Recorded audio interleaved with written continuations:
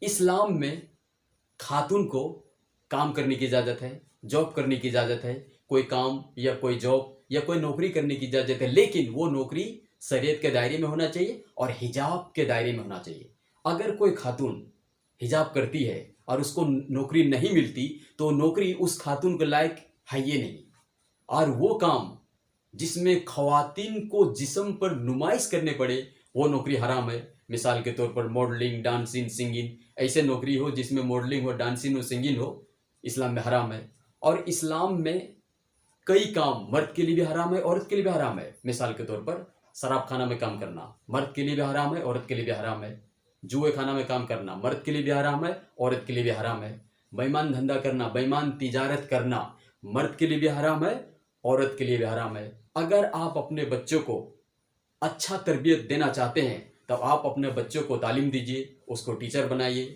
اسلام میں خواتین کے لیے کئی کام ہے جو ان کے لائق ہے۔ مثال کے طور پر گھر میں سلائی کرنا، پوٹری کرنا، کئی کام ہے۔ اس کا مطلب یہ نہیں کہ وہ حرام کام کرے۔ اسلام میں خاتون کوئی بھی جگہ پر وہ کام کر سکتی ہے، لیکن حجاب کے دائرے میں اور شریعت کے دائرے میں۔ اس کا مطلب یہ نہیں کہ وہ حرام کام کرے۔ اگر ایسا بھی کام ہے جس میں مرد اور عورت ایک ساتھ گھومنا پھرنا، اگر ایسا کام ہے تو اسلام میں حرام ہے۔ اور اسلام میں عورت شادی کرنے سے پہلے اس کے والد کی ذمہ داری ہے، اس کے بھائی کی ذمہ داری ہے، شادی کے بعد اس کے شوہر کی ذمہ داری ہے، اس کے بیٹے کی ذمہ داری ہے کہ ساری معاشی خرچہ وہ خود اٹھائے، چاہے وہ خرچہ ہو کپڑے پہ، رہنے پہ یا کھانے پہ۔ روٹی کپڑا مکان تینوں مرد کے کاندھے پہ اللہ سبحانہ و تعالیٰ نے ڈالا، یہ مرد کا کام ہے۔